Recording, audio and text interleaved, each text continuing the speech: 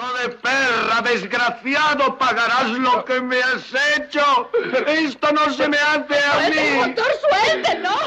Cuando piensan en la parodia como un género cinematográfico, ¿qué es lo primero que se les viene a la mente? La mayor parte de mi generación, probablemente, tendrá como primer impulso las películas de los hermanos Wayne, ya sea la saga de Scary Movie, haciendo humor con obras de género de terror, tan conocidas como Scream, El Exorcista, Actividad Paranormal. La popularidad sobre todo de las primeras dos entregas llevó más adelante a una seguida de varias películas de muy bajo presupuesto a lo largo de los años, que hacían parodias cada vez más, digámosle, fáciles a distintos géneros cinematográficos populares y películas conocidas de ese entonces. Tal así tenemos el caso de las Epic Movie, las Date Movie, las Super Hero Movie, y en muchas ocasiones amalgamando películas que no tienen nada que ver una con la otra dentro de una misma obra, y la mayoría de veces no funcionando. Esta madre, boludo.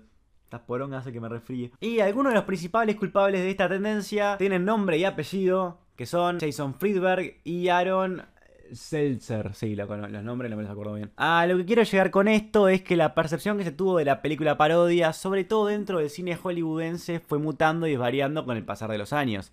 La idea de que una película parodia tenga un verdadero trabajo artístico, donde tanto el trabajo de cámara, los chistes y las actuaciones tengan un pienso detrás real, ha quedado ya en una época muy lejana a nuestro presente. Pero antes de que el género se devaluara tanto, pero antes de todas las películas terminadas con la palabra movie, antes de que uno fuera al cine y viera a Po de Kung Fu Panda siendo un hombre con una botarga, antes de todo eso existió un hombre. No muchos directores que hicieron Airplane, no. Existió un hombre que revolucionó, así es, revolucionó el género parodia dentro del cine estadounidense como ningún otro, que a través de su calidad como director y entendimiento de la cámara de los personajes, el estilo artístico y en general una búsqueda constante por mejorarse a sí mismo, Dios dio algunos de los mejores trabajos dentro del cine parodia en la historia del cine en general.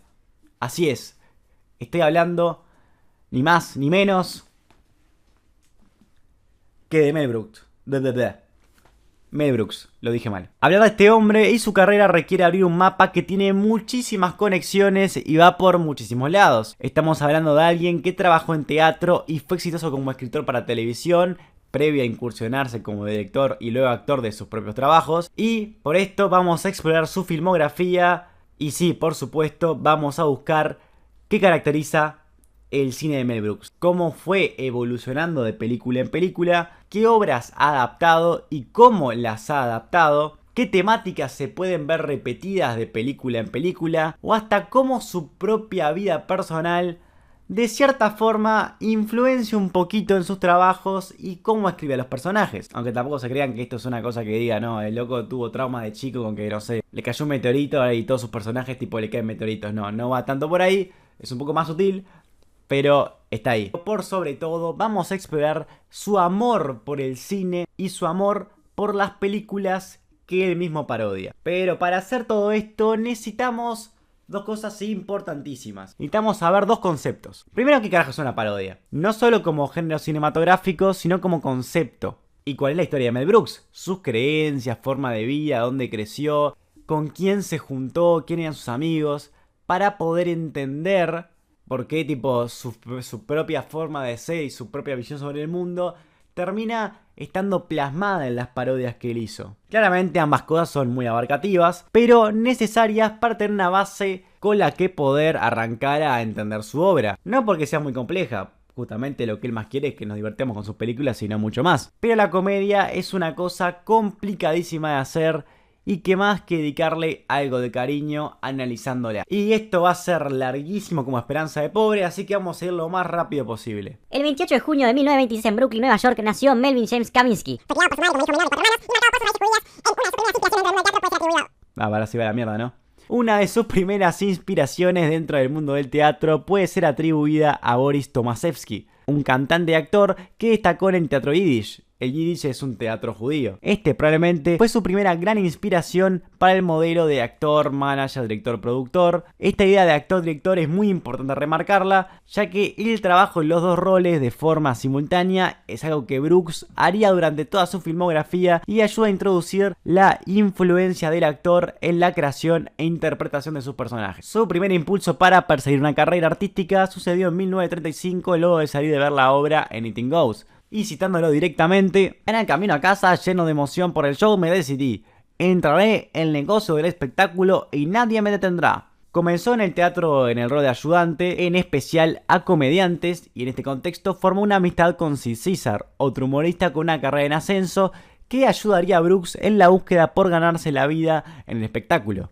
Esto lo llevó a obtener un lugar como guionista en Caesar's Hour, un programa de sketches que incluían parodias musicales, trabajando en conjunto a otros comediantes judíos como Carl Reiner, con el que cooperaría en varias ocasiones, o bueno, Woody Allen.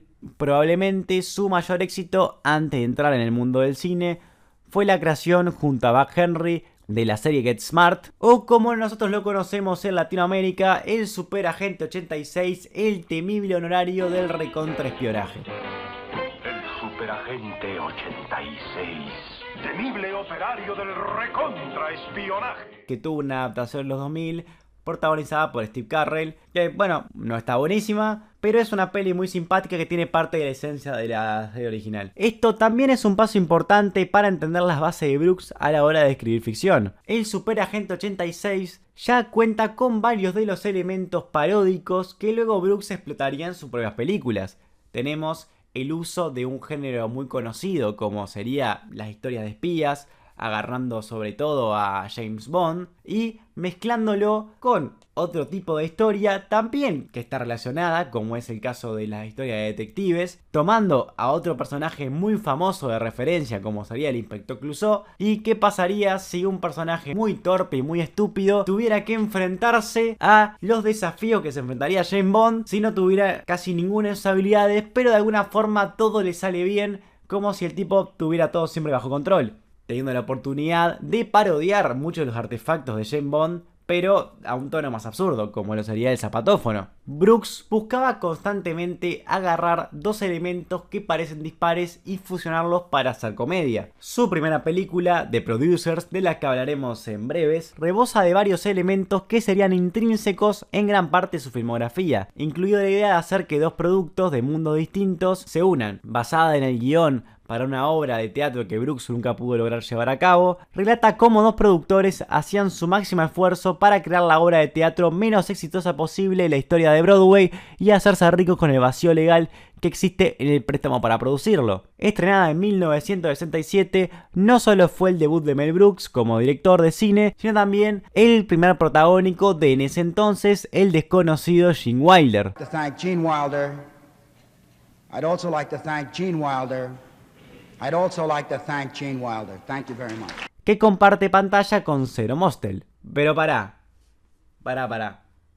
¿Quién carajo es Gene Wilder? Como diría Jorge, te lo resumo así nomás, si le ven cara conocida, es nuestro querido Willy Wonka de Willy Wonka y la fábrica de chocolate, la versión de los 70, 80 creo. Como actor tuvo una carrera bastante prolífera, pero su primer trabajo fue justamente en The Producers. Pero ¿por qué es tan importante mencionarlo en la historia de Mel Brooks? Bueno, en 1963 él participaba en una obra de teatro junto a la entonces, y creo que para siempre porque Mel Brooks tuvo dos mujeres, esposa de Mel Brooks, Anna Bancroft. Esto hizo que los caminos de Brooks y Wilder se cruzaran porque, bueno, se conocieron ahí. Wilder, en su primer encuentro con Brooks, le preguntó por qué el público se reía de él cuando no intentaba ser gracioso. Y citando textualmente a Mel Brooks, la respuesta que él le dio a Wilder sobre esta pregunta fue: pero mirá la cara de salame que tenés, echale la culpa a Dios. Poco después de eso, Brooks le dio la oportunidad de ser parte del dúo protagónico en su primer largometraje, lo que terminaría en una gigantesca amistad que se extendería en el cine a 3 películas protagonizadas por el susodicho y dirigidas por Brooks, la que yo llamo la trilogía del Wilder serio y loco. 3 películas que como tal no están conectadas una con la otra, más allá de que ellos están detrás de las películas, pero que temáticamente tienen puntos en común y sobre todo con el personaje de Gene Wilder que él interpreta en cada película, teniendo una especie de psique psicológica muy parecida de una película a la otra, pero teniendo un enfoque distinto en cada una de sus actuaciones. Pero antes de entrar en todo esto, tenemos que hacernos, sería responder la gran pregunta. Entonces, al final, ¿qué es la parodia? Bueno, justamente su película debut de Producers no es una parodia, pero dentro de ella incluye varios elementos paródicos que son usados tanto para el humor como la crítica social. Entonces, si vamos a arrancar con la matraca, hay que tener una pequeña clasecilla de ¿qué carajo es la parodia? Ahora sí arrancamos el video, básicamente. Parodia. La parodia como concepto es una forma de imitación, donde dos obras, textos o elementos participan conviviendo entre ellos. O sea, la parodia y lo parodiado. Pero no es cualquier tipo de imitación. Según Linda Hudson, que ha escrito varios libros sobre teoría del cine, sobre todo los conceptos de adaptación y parodia, se le suma la inversión irónica. ¿Qué es esto? Es cuando un elemento inesperado aparece dentro de un contexto que parecería no tener sorpresas, y su efecto tiene un tono de ironía.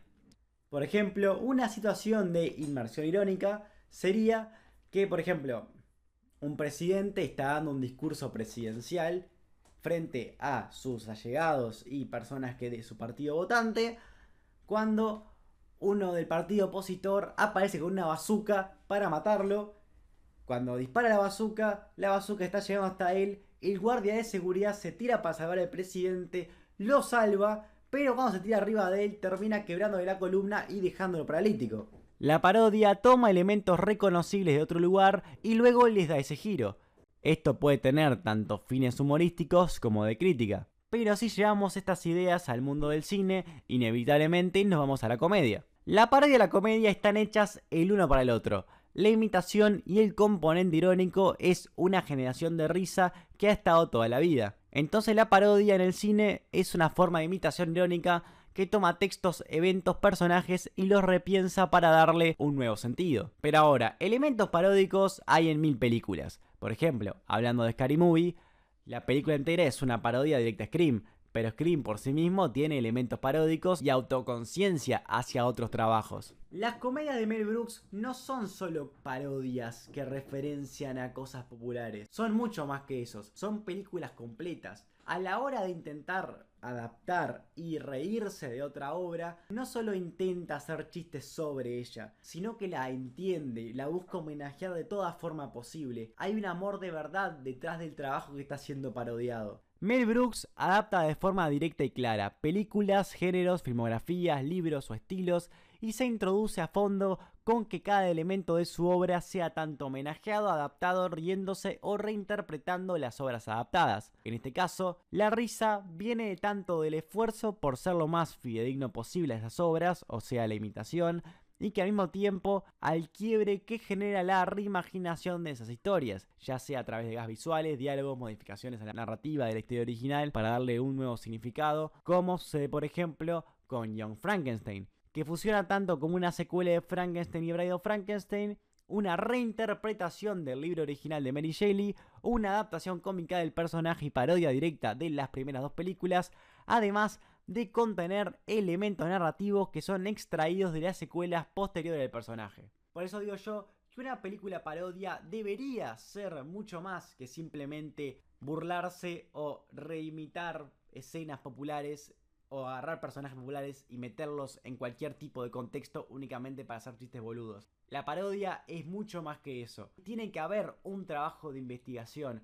tiene que haber una búsqueda por repensar esas historias que estás parodiando o adaptando para darle un nuevo significado, aunque sea simplemente hacer una comedia muy divertida. Tenés que pensar en los personajes que estás readaptando, cómo los transformás para hacerlos cómicos y que sean personajes propios. Tiene que estar todo eso en la búsqueda de hacer una parodia para hacer una muy buena parodia. Acá voy a citar una frase que dijo el mismo Mel Brooks cuando estaba en su apogeo. Para mí, los mejores spoofs son hechos por directores que aman lo que están satirizando. Nunca me reí de un género que no amara. ¡Ay, hermoso! La no maldad y amor genuino que tiene por esas obras que está parodiando es lo que las transforma en obras tan simpáticas y divertidas de ver. A mí todo lo que conlleva hacer un análisis de una parodia me parece fascinante por todos los caminos que te puede llevar. Por algo, una de mis series y animes favoritos sería Gintama. Pero este tampoco es un video de Gintama, aunque capaz algún día lo sea. Después de esta larga introducción para hablar de la filmografía de Mel Brooks, por fin vamos a arrancar con lo que creo yo es la primera etapa de este gran director, a la que yo llamo Calentando Motores.